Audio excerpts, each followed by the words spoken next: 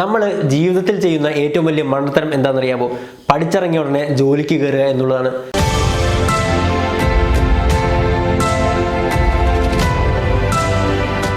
എല്ലാവർക്കും നമസ്കാരം, ഞാൻ അശ്വിൻ.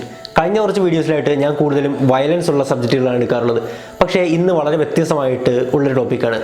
നിങ്ങൾക്ക് ഉപകാരപ്പെടുന്ന, നിങ്ങളുടെ മനസ്സിലേക്ക് വളരെ വലിയൊരു പോയിന്റ് വെച്ച് തരാൻ സാധിക്കുന്ന ഒരു വീഡിയോയാണ്. എനിക്കുറപ്പുണ്ട് ഈ വീഡിയോ കാണുന്ന മിനിമം ഒരാളുടെയെങ്കിലും ജീവിതം കംപ്ലീറ്റ് ആയിട്ട് ഭാവിയിലേക്ക് മറിയും എന്നുള്ളത്. അങ്ങനത്തെ ഒരു സബ്ജക്റ്റാണിത്. ഇന്ന് ഞാൻ പറയാൻ പോകുന്നത് എങ്ങനെ പണക്കാരനാകാം എന്നുള്ളതാണ്. സാധാരണ ഒരാളും ഒരു വലിയ ബിൽഗേറ്റ്സിനെ പോലെ അംബാനിയെ പോലെ ഉള്ള പണക്കാരനും തമ്മിൽ എന്താണ് വ്യത്യാസം തുടങ്ങിയ കാര്യങ്ങളൊക്കെയാണ്. എനിക്ക് ഇൻസ്റ്റാഗ്രാമിലും വാട്സാപ്പിലൊക്കെ ആയിട്ട് ഒരുപാട് മെസ്സേജ് വരാറുണ്ട്.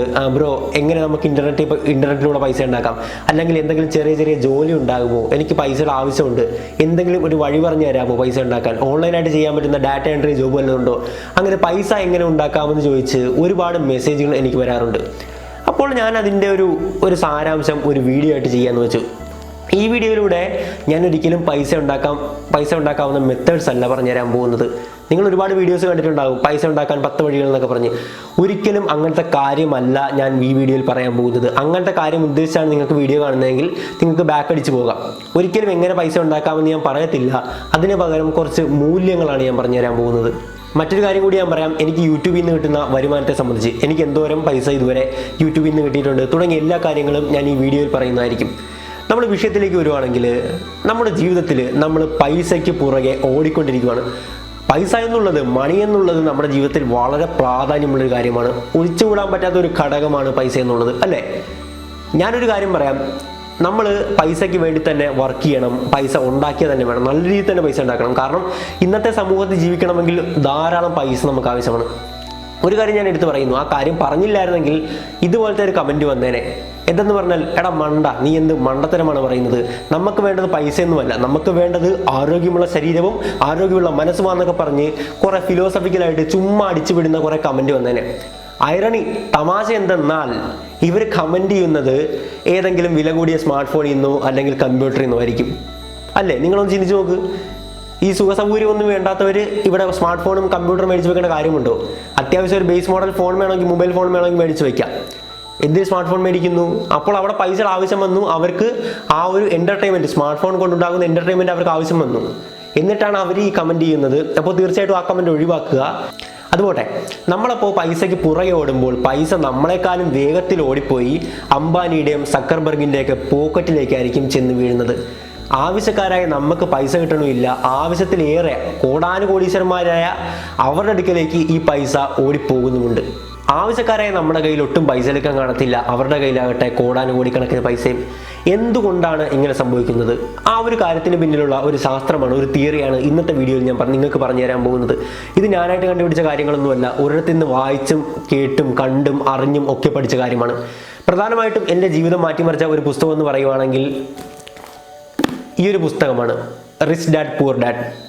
ഇത് വായിച്ചാൽ നിങ്ങളുടെയൊക്കെ മനസ്സിലേക്ക് വളരെ ട്വിസ്റ്റഡ് ആയിട്ടുള്ള ഒരു ചിന്താഗതിയാണ് വരാൻ പോകുന്നത്. തീർച്ചയായിട്ടും ജീവിതത്തിൽ ഒരിക്കലെങ്കിലും ഈ ഒരു പുസ്തകം വായിച്ചിരിക്കുക. നിങ്ങൾ ഇപ്പോൾ ജീവിതത്തിൽ എന്ന് പറയുമ്പോൾ മാക്സിമം വേഗത്തിൽ തന്നെ വായിക്കുക. റിച്ച് ഡാഡ് പൂർ ഡാഡ് ഏതൊരു ബുക്ക് സ്റ്റാളിൽ ചെന്ന് ചോദിച്ചാലും ഈ ഒരു പുസ്തകം കിട്ടും. കാരണം അത്ര ബെസ്റ്റ് സെല്ലർ ആയിട്ടുള്ള ഒരു പുസ്തകമാണ്. പ്രധാനമായിട്ട് ഈ പുസ്തകത്തിലുള്ള കാര്യങ്ങളൊക്കെയാണ് ഞാൻ നിങ്ങൾക്ക് ഈ വീഡിയോയിൽ പറഞ്ഞു തരാൻ പോകുന്നത്. നമുക്ക് പൈസക്കാരനാകണമെങ്കിൽ നമ്മൾ ചെയ്യേണ്ടത് പൈസയുടെ പുറകെ ഓടുകയല്ല, ആ പൈസയെ നമ്മുടെ പുറകെ ഓടിക്കണം. അത് തന്നെയാണ് മാർക്ക് സക്കർബർഗും അംബാനി തുടങ്ങിയവരൊക്കെ ചെയ്തുകൊണ്ടിരിക്കുന്നത്. എങ്ങനെ നമുക്ക് പൈസ നമ്മുടെ പുറകെ ഓടിക്കാൻ പറ്റും?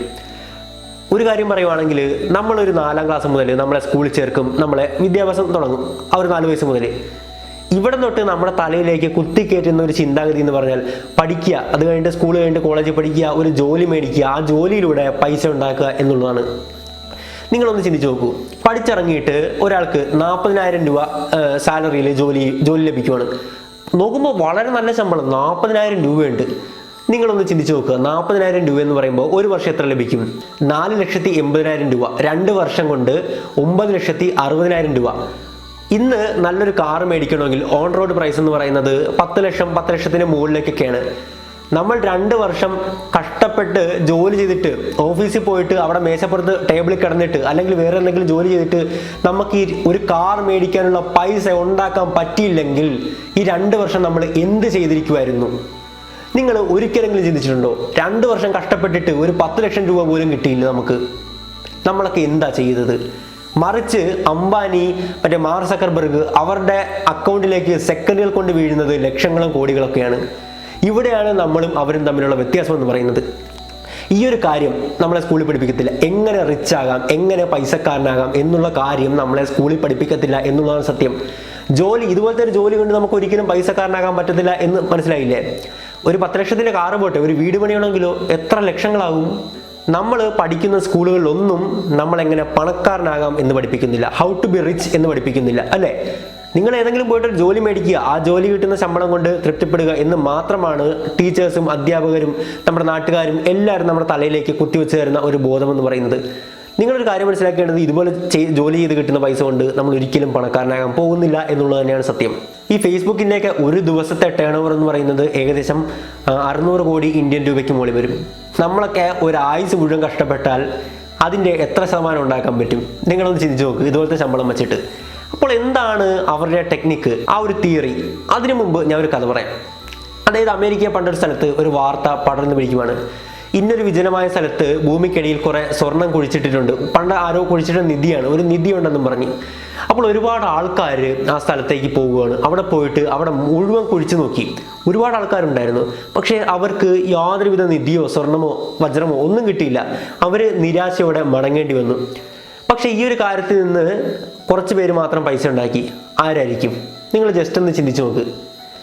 മറ്റാരുമല്ല, ആ ഒരു സ്ഥലത്ത് ഈ കുഴിക്കാനുള്ള ടൂൾസ് വിൽക്കാൻ വന്നവർ. ഈ കുഴിക്കാൻ വേണ്ടി ടൂൾസ് ഒക്കെ ആവശ്യമുണ്ടല്ലോ, ഈ മമ്മട്ടി, മറ്റേ കോടാലിയല്ല, പിക്കാസ്, അതുപോലത്തെ കുറേ സാധനങ്ങളുണ്ടല്ലോ. അത് അവിടെ വിൽക്കാൻ വന്നവർ ഒരുപാട് പൈസ ഉണ്ടാക്കി. അപ്പോൾ എന്താണ് അവർ ചെയ്തത്? അവർ ചെയ്തത് ഒരു വാല്യൂ ക്രിയേറ്റ് ചെയ്യുകയാണ് ചെയ്തത്, അല്ലേ? മറ്റുള്ളവരെ സഹായിക്കാൻ വേണ്ടി, മറ്റുള്ളവർക്ക് ഉപകാരപ്പെടുന്ന രീതിയിൽ അവരൊരു വാല്യൂ ഉണ്ടാക്കി. ആ വാല്യൂ വിറ്റാണ് അവർ കാശുണ്ടാക്കിയത്. ഇപ്പോൾ ബിൽഗേറ്റ്സിന്റെ കാര്യം നോക്കുവാണെങ്കിലും, മാർക്ക് സക്കർബർഗ് ഫേസ്ബുക്കിന്റെ കാര്യം നോക്കുവാണെങ്കിലും, അംബാനിയുടെ കാര്യം നോക്കുവാണെങ്കിലും ഒക്കെ ഇങ്ങനെ തന്നെയായിരുന്നു. ഫേസ്ബുക്കിന്റെ കാര്യം നോക്കുവാണെങ്കിൽ, ഫേസ്ബുക്ക് എന്ന് പറയുന്ന ഒരു സംഭവം, പ്ലാറ്റ്ഫോം തുടങ്ങിയത് ആൾക്കാരെ തമ്മിൽ കണക്ട് ചെയ്യാനായിരുന്നു. ഒരു ആൾക്കാരുടെ ഐഡിയാസ് ഒക്കെ ഷെയർ ചെയ്യാനായിരുന്നു. പണ്ട് കോളേജിൽ മാർക്ക് സക്കർബർഗ് പഠിച്ചിരുന്ന കോളേജിൽ ഒരു ചെയിൻ ഉണ്ടാക്കാൻ വേണ്ടി തുടങ്ങിയ ഒരു നെറ്റ്വർക്കാണ് ഫേസ്ബുക്ക് എന്നുള്ളത്. അപ്പോൾ അവിടെ എന്താണ് അദ്ദേഹം ചെയ്തത്? ഒരു വാല്യൂ ഉണ്ടാക്കി കൊടുത്തു, അല്ലേ? ആൾക്കാർക്ക് തമ്മിൽ പരസ്പരം കണക്ട് ചെയ്യാമെന്നുള്ളത്. ആ ഒരു സംഭവമാണ് ഇന്ന് ലോകം മാറ്റിമറിക്കുന്ന ആ ഒരു ഫേസ്ബുക്ക് എന്ന് പറയുന്ന ആ ഒരു വലിയൊരു സോഷ്യൽ മീഡിയ പ്ലാറ്റ്ഫോമായിട്ട് മാറിയത്. കാരണം ഒരുപാട് പേര് ഇത് കണക്ട് ചെയ്യാൻ തുടങ്ങി. ഒരു കോളേജിലാണ് ആദ്യം ഒതുങ്ങിയിരുന്നെങ്കിൽ ഇന്ന് ലോകത്തുള്ള കോടാനുകോടിക്കണക്കിന് ആൾക്കാരെ അത് കണക്ട് ചെയ്തു. അവരുടെ ഇടയിൽ ഒരു വാല്യൂ ഉണ്ടാക്കി. അവരുടെ ചിന്തകൾ ഷെയർ ചെയ്യാം, അവരുടെ ഐഡിയാസ് ഷെയർ ചെയ്യാം, ഫോട്ടോസ് ഷെയർ ചെയ്യാം. അങ്ങനെ എല്ലാ തരത്തിലുള്ള കാര്യങ്ങളും അവർക്ക് ഷെയർ ചെയ്യാം, ആൾക്കാരുമായിട്ട് കമ്മ്യൂണിക്കേറ്റ് ചെയ്യാം. ഒരുപാട് കാര്യങ്ങൾ ഫേസ്ബുക്ക് കൊണ്ട് ആൾക്കാർ നേടാൻ തുടങ്ങി. അവർക്ക് അതിൽ നിന്നൊരു വാല്യൂ കിട്ടി. ആ വാല്യൂ വിറ്റ കാശാണ് മാർക്ക് സക്കർബർഗിന്റെ പോക്കറ്റിൽ ദിവസവും വീണുകൊണ്ടിരിക്കുന്നത്. അതുപോലെ തന്നെ മൈക്രോസോഫ്റ്റിന്റെ ഫൗണ്ടർ ബിൽഗേറ്റ്സിന്റെ കാര്യം നോക്കുകയാണെങ്കിൽ, പണ്ടത്തെ കമ്പ്യൂട്ടറൊക്കെ, അതായത് ഒരുപാട് വർഷം മുമ്പുള്ള കമ്പ്യൂട്ടർ എന്നൊക്കെ പറയുന്നത് ഈ സയന്റിസ്റ്റുകൾ, റിസർച്ച് ചെയ്യുന്നവരൊക്കെ ഉപയോഗിച്ചുകൊണ്ടിരുന്ന സാധനം മാത്രമായിരുന്നു. ഈ കോമൺ ആയിട്ടുള്ള സാധാരണക്കാരൊന്നും ഒരിക്കലും ഉപയോഗിക്കത്തില്ലായിരുന്നു. കാരണം ഇന്നത്തെ കമ്പ്യൂട്ടറുകളല്ലായിരുന്നു അതെന്ന് പറയുന്നത് കമാൻഡിലൂടെ മാത്രം പ്രവർത്തിക്കുന്ന കമ്പ്യൂട്ടർ ആയിരുന്നു. നമ്മൾ ഈ പ്രോഗ്രാമൊക്കെ ചെയ്യത്തില്ലേ, ആ ഒരു സംഭവം മാത്രമേ പണ്ടത്തെ കമ്പ്യൂട്ടറിൽ ഉണ്ടായിരുന്നുള്ളൂ. കറുത്ത സ്ക്രീൻ മാത്രം, നമ്മൾ ഈ കാൽക്കുലേറ്ററിലൊക്കെ അടിക്കുന്ന പോലെ അതുപോലെ മാത്രമേ നമുക്ക് കമ്പ്യൂട്ടർ ഉപയോഗിക്കാൻ പറ്റത്തുള്ളായിരുന്നു. ഒരു പ്രോഗ്രാം ടൈപ്പ് ചെയ്ത് കൊടുക്കും, അതിൻ്റെ ഔട്ട്പുട്ട് ഇങ്ങോട്ട് വരും. പക്ഷേ ഈ ബിൽഗേറ്റ്സ് എന്താ ചെയ്തതെന്ന് പറഞ്ഞാൽ ഒരു ഓപ്പറേറ്റിംഗ് സിസ്റ്റം എന്ന് പറയുന്ന ഒരു സംഭവം ഉണ്ടാക്കി. നമ്മൾ ഇന്ന് കാണുന്ന മൈക്രോസോഫ്റ്റ് വിൻഡോസ് ഒക്കെ ഇല്ലേ, സാധാരണക്കാരന് ഉപയോഗിക്കാൻ പറ്റുന്ന ഒരു ഓപ്പറേറ്റിംഗ് സിസ്റ്റം അദ്ദേഹം ഉണ്ടാക്കി. എല്ലാവർക്കും, വളരെ കൊച്ചു കുട്ടികൾക്ക് പോലും, പ്രോഗ്രാമിംഗ് ഒന്നും അറിയാത്ത വളരെ സാധാരണക്കാരന് പോലും ഓപ്പറേറ്റിംഗ് സിസ്റ്റം വെച്ച് ഉപയോഗിക്കാൻ പറ്റും. അതാണ് അദ്ദേഹം സമൂഹത്തിലേക്ക് നൽകിയ വാല്യൂ എന്ന് പറയുന്നത്. അതിൻ്റെ ഇൻ റിട്ടേൺ ആയിട്ട് അദ്ദേഹത്തിന് ഒരുപാട് പൈസ വന്നു. അതുകൊണ്ട് തന്നെയാണ് അദ്ദേഹം ഒരു ടോപ്പ് കോടീശ്വരന്മാരുടെ പട്ടികയിൽ ഉൾപ്പെട്ടതും.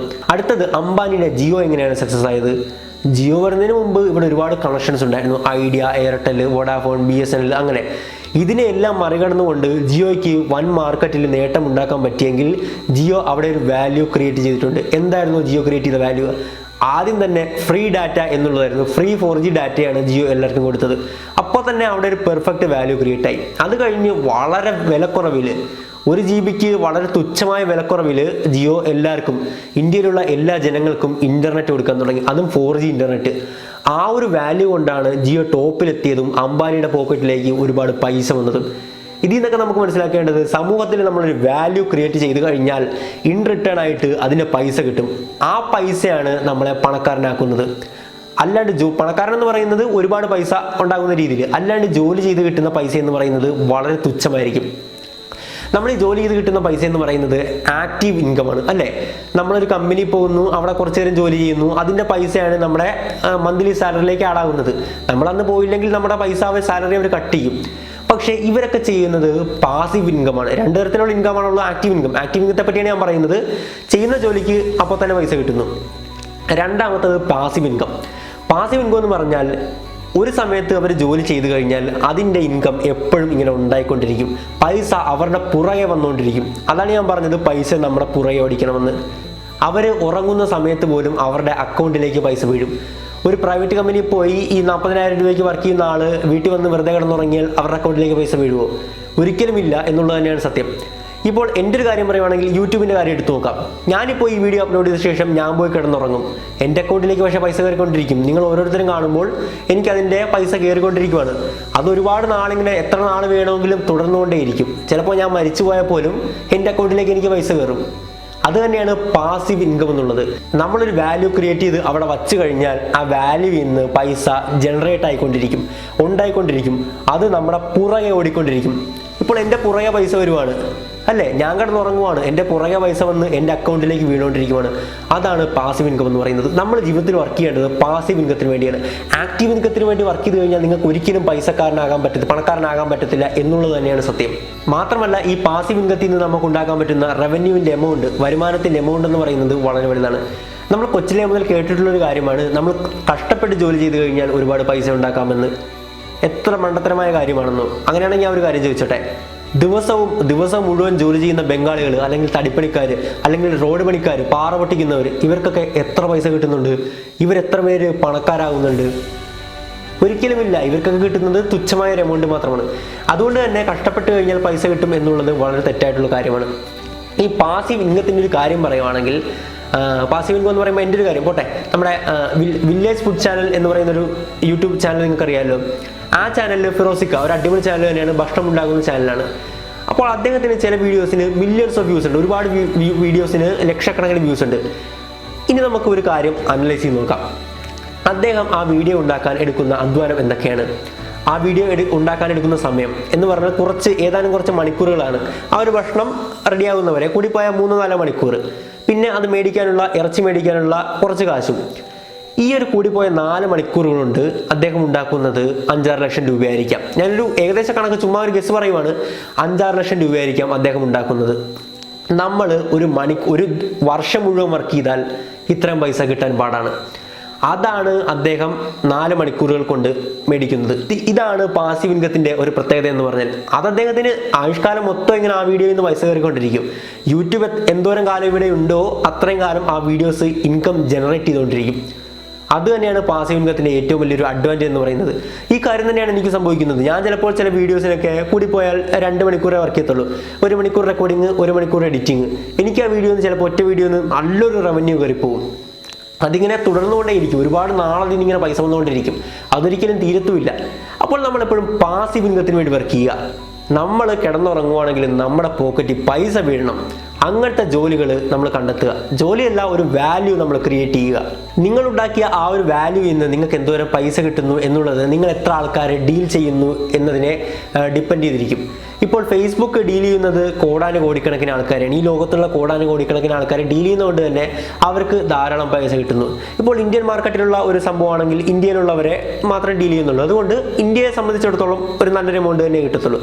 അപ്പോൾ നിങ്ങൾ എത്ര ആൾക്കാരെ ഡീൽ ചെയ്യുന്നു എന്നുള്ളത് തന്നെയാണ് അൾട്ടിമേറ്റ് നമ്മുടെ റവന്യൂവിൻ്റെ ആ ഒരു തുക തീരുമാനിക്കുന്നത്, എന്തോരം പൈസ കിട്ടുന്നുള്ളത്. ഇപ്പോൾ ഞാനൊരു മലയാളി യൂട്യൂബറാണ്. അപ്പോൾ ഞാൻ കേരളത്തിലുള്ള കുറച്ച് പേരെ വീഡിയോസ് കാണുന്നുള്ളൂ. അതുകൊണ്ട് തന്നെ ആ ഒരു റവന്യൂവെ ഞാൻ ഡീൽ ചെയ്യുന്ന ആൾക്കാരെ ഡിപ്പെൻഡ് ചെയ്ത് തന്നെയാണ് എൻ്റെ റവന്യൂ എനിക്ക് കിട്ടുന്നത്. നമ്മൾ ജീവിതത്തിൽ ചെയ്യുന്ന ഏറ്റവും വലിയ മണ്ടത്തരം എന്താണെന്നറിയാമോ? പഠിച്ചിറങ്ങിയ ഉടനെ ജോലിക്ക് കയറുക എന്നുള്ളതാണ്. പലരും ധരിച്ചു വച്ചിരിക്കുന്നത് പഠിച്ചിറങ്ങിയ ഉടനെ ജോലിക്ക് കയറുന്നത് എന്തോ വലിയൊരു സംഭവം ആണെന്നാണ്. സത്യം പറഞ്ഞാൽ ജീവിതത്തിൽ മറ്റൊന്നും ചെയ്യാനില്ലാത്തവർ, വെറുതെ ഇങ്ങനെ ജീവിച്ചാൽ മതി എന്നുള്ളവർ തന്നെയാണ് ജോലിക്ക് പോയി കയറുന്നത്. ജോലി എന്നതുകൊണ്ട് ഞാൻ ഉദ്ദേശിച്ചത് എന്താണെന്ന് വളരെ വ്യക്തമായിട്ട് പറഞ്ഞുതരാം. അതായത് പലരും ചെയ്യുന്നൊരു കാര്യം, ഏതെങ്കിലും ഒരു കമ്പനിയിൽ പഠിച്ചിറങ്ങി വെറുതെ നിൽക്കണ്ടല്ലോ എന്നോർത്ത് ഏതെങ്കിലും ഒരു കമ്പനിയിലേക്ക് 2-3 വർഷത്തേക്ക് അവിടെ പോയിട്ട് ചുമ്മാ ഒരു കാര്യവുമില്ലാതെ അവിടെ പോയിട്ട് വെറുതെ നിൽക്കും. ഈ സമയം കളയണ്ടല്ലോ എന്ന് ഓർത്തിട്ട്, വെറുതെ നിൽക്കണ്ടല്ലോ എന്ന് ഓർത്തിട്ട്. ആ കമ്പനിയിൽ നിൽക്കുന്നതുകൊണ്ട് അവർക്ക് ഭാവിയിലേക്ക് യാതൊരുവിധ ഉപകാരവും ഇല്ല. അതായത് അവരുടെ ഭാവി സെറ്റിൽഡ് അല്ല കമ്പനിയിൽ. അവർക്ക് 2-3 വർഷം കഴിയുമ്പോൾ ഇങ്ങോട്ട് പോരേണ്ടി വരും. അല്ലെങ്കിൽ അങ്ങനെ തന്നെയാണ് അവർ ചിന്തിച്ചിരിക്കുന്നത്. 2 വർഷം കഴിയുമ്പോൾ ഇങ്ങോട്ട് തിരിച്ചു പോരാലോ എന്ന് ഓർത്ത്. നിങ്ങൾ 2 വർഷം കൊണ്ട് നിങ്ങൾ എന്ത് നേടി? ഒന്നും നേടിയില്ല. വളരെ തുച്ഛമായ പൈസയും നിങ്ങളുടെ എനർജി മൊത്തം വേസ്റ്റ് ചെയ്തു. വളരെ കാഠിന്യമുള്ള പണിയാണ് മിക്ക IT പ്രൈവറ്റ് കമ്പനികളിലും കൊടുക്കുന്നത്. പക്ഷേ നിങ്ങളുടെ ലൈഫ് സെറ്റിൽഡും അല്ല. തീർന്നില്ലേ? വെറുതെ വേസ്റ്റ് ആയില്ലേ? ഈ ഒരു ചിന്താഗതി ആർക്കും ഇല്ലാണ്ട് പോകുന്നു. പഠിച്ചിറങ്ങിയ ഉടനെ ഏതെങ്കിലും ജോലിക്ക് പോയി ചുമ്മാ ഏതെങ്കിലും കമ്പനിയിൽ പോയി കയറുന്നതാണ് പൊളി എന്നും പറഞ്ഞ് എല്ലാവരും ഇരിക്കുന്നു. ആ ഒരു ചിന്താഗതി മാറുക. മറിച്ച് നിങ്ങളുടെ ലൈഫ് സെറ്റിലാക്കുന്ന ഒരു പ്രൈവറ്റ് കമ്പനി ആണെങ്കിൽ ആ കമ്പനി കയറി കഴിഞ്ഞാൽ നിങ്ങളുടെ ലൈഫ് നിങ്ങൾക്ക് ഫുൾ ടൈം നിങ്ങളുടെ ജീവിതകാലം മൊത്തം അവിടെ ജോലി ചെയ്യാം, പ്രമോഷനൊക്കെ ആയിട്ട് കയറിപ്പോകാം എന്നുള്ള കമ്പനിയാണെങ്കിൽ നിങ്ങൾ ധൈര്യമായിട്ട് കയറിക്കോ, നിങ്ങളുടെ ജീവിതം സെറ്റിൽഡാണ്. അല്ലെങ്കിൽ ഒരു ഗവൺമെന്റ് ജോലിയാണെങ്കിൽ പിന്നെ ഒന്നും നോക്കാനില്ല, ധൈര്യമായിട്ട് കയറിക്കോ, പക്കയാണ്. പക്ഷേ ചുമ്മാ വെറുതെ നിൽക്കണം എന്നോർത്ത് ഏതെങ്കിലും ഒരു കമ്പനി പോയി കഴിഞ്ഞാൽ നിങ്ങൾ വെറും മണ്ടന്മാരാണ്. സത്യമായിട്ട് പറയുവാണ്, നിങ്ങളുടെ ജീവിതം ആ 2 വർഷമെങ്കിൽ 2 വർഷം വേസ്റ്റാണ്. മറിച്ച് നിങ്ങൾ ആ 2 വർഷം നിങ്ങളുടെ പാഷൻ ഫോളോ ചെയ്യുകയാണെങ്കിൽ, പുതിയൊരു വഴി കണ്ടെത്തുകയാണെങ്കിൽ, അല്ലെങ്കിൽ നിങ്ങൾ ആ 2 വർഷം നിങ്ങൾക്ക് പഠിക്കാം, വേറെ എന്തെങ്കിലും പഠിക്കാം, കോച്ചിങ്ങിന് പോകാം, ഒരുപാട് PSC ടെസ്റ്റുകളുണ്ട്, അതിനുവേണ്ടി പ്രിപ്പയർ ചെയ്യാം. ഇതിലുള്ള സമയം എല്ലാം കളഞ്ഞിട്ട് പ്രൈവറ്റ് കമ്പനിയിൽ പോയിട്ട് ഏതെങ്കിലും ഒരു ടേബിളെ കുനിഞ്ഞു കിടന്നിട്ട് ഒന്നും നേടാനില്ല. ഞാൻ പറഞ്ഞ പ്രൈവറ്റ് കമ്പനിയല്ല കുറ്റം പറഞ്ഞത്, ഇതുപോലെ 2 വർഷത്തേക്ക് എന്നൊക്കെ പറഞ്ഞു പോയി നിൽക്കുന്നവരുടെ ആ ഒരു കാര്യമാണ് പറഞ്ഞത്. തീർച്ചയായിട്ടും നിങ്ങൾ ആ 2 വർഷത്തേക്ക് മാറ്റി വെറുതെ സമയം കളയണമെങ്കിൽ പൊക്കോട്ടെ. മറിച്ച് ആ 2 വർഷം നിങ്ങളുടെ പാഷൻ ഫോളോ ചെയ്യുക. നിങ്ങൾ ഒരു സ്ട്രൈക്കിംഗ് പീരീഡാണ്, നിങ്ങൾക്ക് അറ്റാക്ക് ചെയ്യാനുള്ള സമയമാണ് പഠിച്ചിറങ്ങിയ ആ ഒരു കാലഘട്ടം എന്ന് പറയുന്നത്. നിങ്ങൾക്ക് ഒരുപാട് വഴിയുണ്ട് നിങ്ങളുടെ മുമ്പിൽ, ഒരുപാട് വഴി ഇങ്ങനെ തുറന്നു കിടക്കുവാണ്. ഒരു കാര്യം വളരെ വ്യക്തമായിട്ട് പറയട്ടെ, ജോലിക്ക് പോയവരൊന്നും പണക്കാരനായിട്ടില്ല. വലിയ വലിയ ബിസിനസ്സുകാരെടുത്ത് നോക്കും, അവർ ജോലി ചെയ്തിട്ടല്ല പൈസ ഉണ്ടാക്കിയത്. ജോലി ചെയ്ത് കഴിഞ്ഞാൽ ഒരിക്കലും അത്രത്തോളം എമൗണ്ട് അവർക്ക് ഉണ്ടാക്കാൻ പറ്റത്തില്ല. അതുകൊണ്ട് തന്നെ ജോലി എന്നുള്ളത് വളരെ വലിയൊരു കാര്യമൊന്നും അല്ല ജീവിതത്തിൽ. സത്യമായിട്ടുള്ള കാര്യമാണ് ഞാൻ പറയുന്നത്. ജോലി എന്നുള്ളത് വളരെ വലിയ കാര്യമല്ല. പിന്നെ ജീവിതം വളരെ എന്താ പറയുക, പ്രത്യേകിച്ച് ജീവിതത്തിൽ ഒന്നും ചെയ്യാനില്ല, ജീവിതം വെറുതെ ഇങ്ങനെ മരിക്കാത്തതുകൊണ്ട് ജീവിച്ചു പോകണം എന്നുള്ളവർ അങ്ങനെയാണെങ്കിൽ നിങ്ങൾക്ക് ജോലി ചെയ്യാം, അങ്ങനെ പോകാം, ഓക്കെ ഫൈൻ. പക്ഷേ ജീവിതത്തിൽ വ്യത്യസ്തമായിട്ട് എന്തെങ്കിലും ചെയ്യണമെന്ന് ആഗ്രഹമുള്ളവർ നിങ്ങളുടെ പാഷൻ ഫോളോ ചെയ്യുക. വേറെന്തെങ്കിലും ഒരു സംരംഭം ഒക്കെ കണ്ടുപിടിച്ച് വലിയ വലിയ ആൾക്കാരാകുക. ഇപ്പോൾ നമ്മുടെ കൊച്ചൗസേപ്പ് ചിറ്റിലപ്പള്ളി, വി ഗാർഡിൻ്റെ, അതുപോലെ തന്നെ ഉജാല, ഇതെല്ലാം തന്നെ ഇങ്ങനെയാണ് തുടങ്ങിയത്. ചെറിയ ചെറിയ ഇതിൽ നിന്നാണ് തുടങ്ങിയത്. ഇപ്പോൾ വി ഗാർഡിൻ്റെ ഒക്കെ കാര്യം പറയുകയാണെങ്കിൽ സ്റ്റെബിലൈസർ ഉണ്ടാക്കിക്കൊണ്ട് 1-2 സ്റ്റെബിലൈസർ കൈകൊണ്ടുണ്ടാക്കിയാണ് അദ്ദേഹം വിറ്റുകൊണ്ടിരുന്നത്. ഇപ്പോൾ വി ഗാർഡൊക്കെ എന്ത് വലിയ കമ്പനിയാണ്, അദ്ദേഹം എന്ത് വലിയ കോടീശ്വരനാണ്. അപ്പോൾ ആ ഒരു കാര്യം അദ്ദേഹം ഒരു ജോലിക്ക് പോയിരുന്നെങ്കിൽ പക്ഷേ തുടങ്ങുമായിരുന്നു? ഒരിക്കലുമില്ല. അപ്പോൾ എന്നും നിങ്ങളുടെ പാഷൻ ഫോളോ ചെയ്യുക, അത് തന്നെയാണ് എനിക്ക് പറയാനുള്ളത്. അപ്പോൾ ഈ വീഡിയോ എന്ന് പറയുന്നത് ഞാൻ പ്രിപ്പയർ ചെയ്തിട്ടോ അങ്ങനെ ഒന്നും എടുത്തതല്ല. എൻ്റെ അനുഭവങ്ങളിൽ നിന്ന് എനിക്കറിയാവുന്ന കുറേ കാര്യങ്ങളൊക്കെ അതേപടി ക്യാമറയുടെ ഫ്രണ്ടിൽ ഇങ്ങനെ പറഞ്ഞു എന്ന് മാത്രം. മറ്റൊരു വീഡിയോയിൽ, അതായത് എങ്ങനെ വീട്ടിലിരുന്ന് ജെന്യുവിനായിട്ട് എങ്ങനെ പൈസ ഉണ്ടാക്കാം എന്ന് നമുക്ക് സംസാരിക്കാവുന്നതാണ്. ഒരു 10 വഴികളെ പറ്റി ഞാൻ സംസാരിക്കാവുന്നതാണ്.